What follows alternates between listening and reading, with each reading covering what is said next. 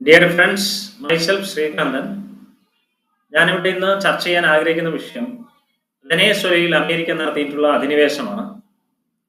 വെനേസ്വല ഒരു തെക്കൻ അമേരിക്കൻ രാജ്യമാണ്, ലാറ്റിൻ അമേരിക്കൻ രാജ്യം. അമേരിക്ക വടക്കൻ അമേരിക്കയിലാണ്. എന്തുകൊണ്ടാണ് യുണൈറ്റഡ് സ്റ്റേറ്റ്സ് ഓഫ് അമേരിക്ക ഇപ്പോൾ വെനേസ്വലയിൽ അധിനിവേശം നടത്തിയിരിക്കുന്നത്? വെനേസ്വലൻ പ്രസിഡന്റ് ആയിട്ടുള്ള നിക്കോളാസ് മഡൂറോയും അദ്ദേഹത്തിന്റെ ഭാര്യയെയും തടവിലാക്കിയിരിക്കുകയാണ് ന്യൂയോർക്കിൽ. ലോകത്താകമാനമുള്ള അന്താരാഷ്ട്ര നയതന്ത്ര വിദഗ്ധരെല്ലാം തന്നെ പറയുന്നത്, ബഹുഭൂരിപക്ഷം ആളുകളും പറയുന്നത്, വെനേസ്വലയിലുള്ള വളരെ ആഴത്തിലുള്ള ക്രൂഡ് ഓയിലിന്റെ ശേഖരം കൈക്കലാക്കാനാണ് അമേരിക്ക ഈ സാഹസത്തിന് മുതിർന്നതെന്നാണ്. സാമ്പത്തികമായിട്ടും ആയുധബലത്തിലും വെനേസ്വലയ്ക്ക് അമേരിക്കയോട് ഒന്നും ചെയ്യാൻ സാധിക്കില്ല.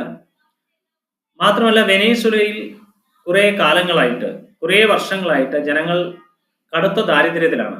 80% വരുന്ന ജനങ്ങൾ ദാരിദ്ര്യത്തിലാണ്. അവിടെ വൈദ്യസഹായങ്ങളില്ല, വിദ്യാഭ്യാസമില്ല. വളരെ പരിതാപകരമായ സാമൂഹിക ജീവിതക്രമമാണ് അവിടെയുള്ളത്. സാമ്പത്തികമായിട്ട് അവർ തകർന്നടിഞ്ഞു. ഇത്രയധികം എണ്ണസമ്പത്ത് ഉണ്ടായിട്ടും എന്തുകൊണ്ടാണ് വെനേസ്വല കടുത്ത ദാരിദ്ര്യത്തിലേക്ക് വഴുതി വീണത്? ഒന്നുകിൽ ആ എണ്ണസമ്പത്ത് കൃത്യമായിട്ട് യൂട്ടിലൈസ് ചെയ്യാനുള്ള ഇൻഫ്രാസ്ട്രക്ചർ ഇല്ലായിരിക്കാം, അല്ലെങ്കിൽ കൊടിയ അഴിമതി. ഈ അഴിമതിക്ക് നിക്കോളസ് മഡൂറോ അടക്കമുള്ള ആളുകളുടെ സഹായങ്ങളും ഉണ്ടായിരിക്കാം. ഒരുപാട് പ്രസ്ഥാനങ്ങൾ ഉയർന്നു വന്ന ഒരു ഭൂപ്രദേശമാണ് ലാറ്റിൻ അമേരിക്ക. ഫുട്ബോളിൽ നമ്മൾ എല്ലാവരും ഇഷ്ടപ്പെടുന്നുണ്ട്. ബ്രസീൽ, അർജന്റീന തുടങ്ങിയ അതികായന്മാർ ഉള്ള ഒരു ഭൂപ്രദേശമാണ്, ഭൂഖണ്ഡമാണ് ലാറ്റിൻ അമേരിക്ക എന്ന് പറയുന്നത്. മാത്രമല്ല, സാഹിത്യത്തില് Gabriel Garcia Marquez, Mario Vargas Llosa തുടങ്ങിയ ലോക പ്രശസ്തരായ പ്രതിഭാശാലികൾ അവർ ജനിച്ച് അവരുടെ സാഹിത്യ സംഭാവനകൾ നൽകിയ മണ്ണാണ് ലാറ്റിൻ അമേരിക്ക. ഈ മലയാള കരയിലുള്ള നമുക്ക് എല്ലാവർക്കും തന്നെ ലാറ്റിൻ അമേരിക്ക വളരെ പരിചിതമായ ഒരു പ്രദേശമാണ്. ഒന്ന് സാഹിത്യം കൊണ്ടും മറ്റൊന്ന് ഫുട്ബോളിനോടുള്ള ഇഷ്ടം കൊണ്ടും. പക്ഷേ വെനേസ്വല പോലെയുള്ള നിരവധി ലാറ്റിൻ അമേരിക്കൻ കൺട്രീസിൽ അവിടുത്തെ ജനങ്ങൾ ദാരിദ്ര്യത്താൽ പൊറുതിമുട്ടുകയാണ്. അതിനൊരു പരിഹാരം കാണാൻ ഈ ലീഡേഴ്സിനോ അല്ലെങ്കിൽ പ്രത്യയശാസ്ത്രങ്ങൾക്കോ കഴിയുന്നില്ല. അതാണ് ഇവിടുത്തെ പ്രശ്നം. അമേരിക്ക അന്താരാഷ്ട്ര നിയമങ്ങളെ എല്ലാം ലംഘിച്ചുകൊണ്ടാണ് ഇപ്പോൾ വെനേസ്വലയിൽ അധിനിവേശം നടത്തിയിരിക്കുന്നത്.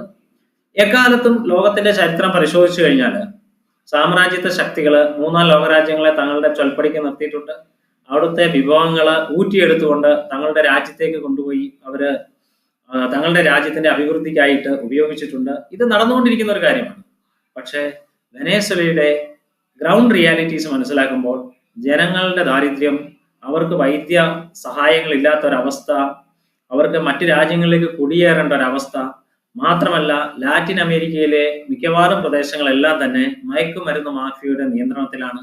അതിന് അവിടുത്തെ രാഷ്ട്രീയ നേതൃത്വവുമായിട്ട് വളരെ അടുത്ത ബന്ധമുണ്ട്. അതുകൊണ്ട് തന്നെ ജനങ്ങളുടെ ജീവിതം ഒരു വശത്തുണ്ട്, ദുരിതമയമായ ജീവിതം മറുവശത്ത്. യുണൈറ്റഡ് നേഷൻസ്, ഐക്യരാഷ്ട്ര സഭയെ പോലും നോക്കുകൂത്തുകളാക്കിക്കൊണ്ട് ആധുനിക കാലഘട്ടത്തിലെ സാമ്രാജ്യത്വ ശക്തികളായ അമേരിക്കയും മറ്റും ചെയ്യുന്ന അധിനിവേശം, ഈ രണ്ട് വിഷയങ്ങൾക്കിടയിൽപ്പെട്ട് ലോകക്രമം ഇപ്പോൾ മാറി മറിഞ്ഞുകൊണ്ടിരിക്കുകയാണ്. Thank you very much.